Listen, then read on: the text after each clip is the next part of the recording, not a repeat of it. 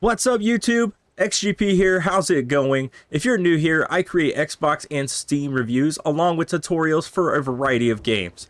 Today, I bring you a brand new THIEVES video where I bring you my biggest recommendation for new pirates to get started on their adventure. This recommendation is going to give you gold and help you level with the three main trading companies.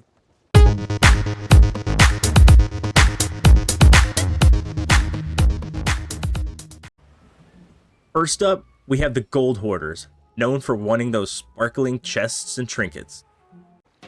Then we have the Merchant Alliance, known for seeking out goods contained in any crate you find. The third trading company is the Order of Souls, and they only want one thing: skulls, skulls, skulls.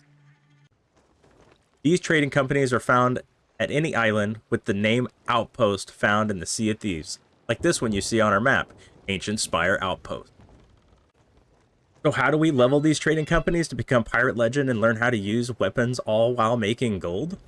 Well, I suggest you come down here in the southwest corner, where you're going to run into Old Brimstone Fortress and Ancient Gold Fortress, which are really close together and spawn really close to Plunder Outpost. The reason you would do this is you'd come here, clear this fort. When that one's done, you come over here to Ancient Gold Fortress, clear that fort. And then when that one's done, this one's going to be respawned by the time you come back. And you can bounce between these two islands that are really close together. The other thing is that this part of the map is very low traveled. You'll be able to get those, stack them, and then bring them back here to Plunder Outpost. But beware, you always want to look for your Megalodon, watch for your Krakens, and always look for other ships out on the sea. But Rocky, I'm getting frustrated. I've never done one of these forts. How do they work?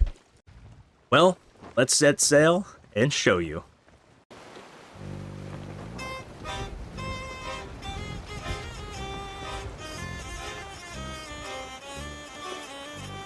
So to show you guys how to do these forts, we're going to start with Old Brimstone Fortress. When you get close enough, you'll see a little fort with some green glowing coming out of it, and that's how you'll know that it's still active and available to do. Now that we're even closer, because we're playing on Xbox Series X, it's finally rendered in, we can hear the music, and we're getting shot at by the ghosts. Once you get close enough to the fort, all the cannon fire is going to stop, and you're going to be looking for this little door right here. You're going to want to park your boat right next to it.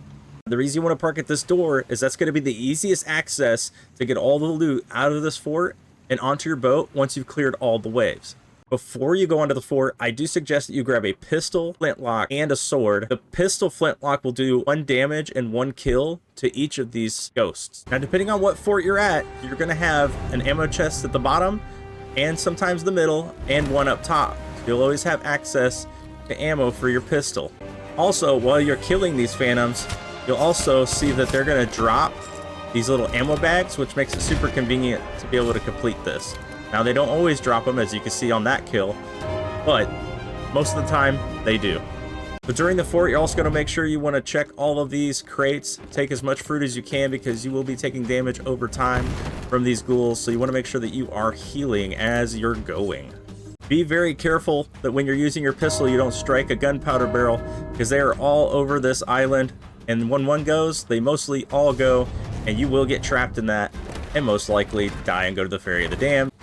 And when I'm fighting these forts, I always stay towards the top level because it's a nice small area. I can also keep an eye on the horizon in case another crew is coming while I'm taking out all these waves. So during the waves or after you've finished all the waves, you can always look for the spare key. So like this one, the Fortress Storeroom key. And we will take this key up to the top to be able to unlock this door and actually unloot some bonus items. And you can also hide in here and the ghosts won't come in here. I don't know what it is about this room. Maybe they think it's haunted, although they're the ones haunting the fort. Not really sure, but we have access to the room and they don't. So you'll always find a chest here, and you'll always want to open up these cupboards and look for more treasure, along with all the other cupboards and everything else around the island. So on the final wave, you're going to be going against this boss right here. He's the captain of the fort. He'll have a little pod of minions with him. He'll sword dive at you like that, which was perfect timing. And once you defeat him, which takes about 6 shots or a couple of sword slashes, he will die, drop a key, and we'll be able to unlock the bottom of the fort. Alright, so the boss has been defeated. He's dropped an ammo pouch and the fortress key. You're going to run down the stairs to the very bottom of the fort, and you're going to go ahead and open this up. And there you go. You'll have access to the loot here in the bottom of the fort. You'll loot this out. You're going to put it on your little platform. You're going to use this pulley and this pulley to push it out, and then you'll be able to harpoon it with your boat, and you'll use the pulley down here to get this gate open, and that'll be how you clear the fort and get all the loot on your boat. So now I'm going to grab these last few piles of gold here. I've already got the whole thing looted out, and I'm going to go show you guys how to use the pulleys to make the system work. So this pulley on the right, you're going to go ahead and hit your interactive button. Up is down and down is up for the joystick on the Xbox controller. We're going to go ahead and scroll this to where it goes down. Then I'm going to go over here to this pulley, and that's going to move it forward. And then we're going to go to the pulley down there on the lower deck that I showed you earlier, and we're going to be able to close the gate. I'll hop down here. I'm going to grab this pulley, and there we go. We got the gate open, and then we'll be able to grab everything with our harpoon off of our boat. All right, so you'll see that I have 2 stacks. I have one here and one upstairs. I usually just make 2 stacks and harpoon them all onto the boat. We're going to go ahead and grab our treasure off the top. Then we'll go ahead and grab our treasure off the bottom. And then this fort is 100% complete, and we can move on to the next fort. Well, like I always said, you may run into other players, megalodons, krakens, and all of that on the way out here, but it is lower traveled. Today, I guess I didn't have that luck, and we do have a sloop in the area. So we'll be keeping an eye on him as we go to the next island. Now you can see that the fort is completed because there's no green glow.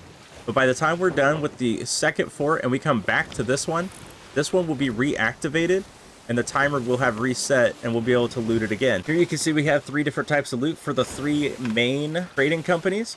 We have the Merchant Alliance, Gold Hoarders, and the Order of Souls. If you have a captain ship, you can turn everything into the Sovereign, and it will automatically go to the faction that it belongs to. But like I said with the Mermaid Gem, you want to take that to a specific faction or trading company of your choosing. So when leaving Old Brinestone Fortress, you should go northwest and not go the opposite direction like I am currently. Obviously, it'll make it longer time to do everything and turn everything in. So we're going to turn our boat northwest and get up here to the ancient gold fortress. So just like the other fort, this one's going to run exactly the same way. So we're going to go up to the gate, open the gate, get the loot, put it on our boat, and then we're going to go turn it into Plunder Outpost. I don't know what I just got hit by, but it was explosive and it took my mast out. Maybe they got cursed cannonballs. Didn't know that. Learning something new today. All right, so we got the fire put out. We are gonna pull up our sail and we're gonna jump on this fort. Come on, come in the line of my cannon. I dare you. All right, all right. Oh wait, you came back, you came back. Oh, sorry, buddy. Now that we've cleared both forts and we have a little bit of treasure here, let's go ahead and turn it in and see how much we made out of these. Get it to Plunder Outpost. There is a ship out on the horizon, but I do think we have enough time to go ahead and do this. I'm gonna go ahead and jump here onto the Sovereign, work my way up, go ahead and turn in this gold. We're starting with 12,739,873, and we're gonna see how much we've made after we turn all this in. So after turning everything in, we are now at 12,774,173. So with just 2 forts, we gained 34,000 gold without emissaries or any of the extra bonuses. Not a bad chunk for a few minutes of work. If this video helped you at all, please give it a like, as it helps greatly with the channel. Also be sure to subscribe. If you'd like to see me play Sea of Thieves and other games on Xbox and Steam, and want to ask questions about Sea of Thieves or other games, join me on twitch.tv/xgp_rockarchy on Mondays, Wednesdays, and Thursdays at 8 p.m. Eastern Standard Time, and Sundays at 11 a.m. Eastern Standard Time. You guys let me know if this video liked you. Leave some comments down below if you have any questions, and I will try to answer them as best as I can. We'll see you guys later. Thanks for watching, and have a great day.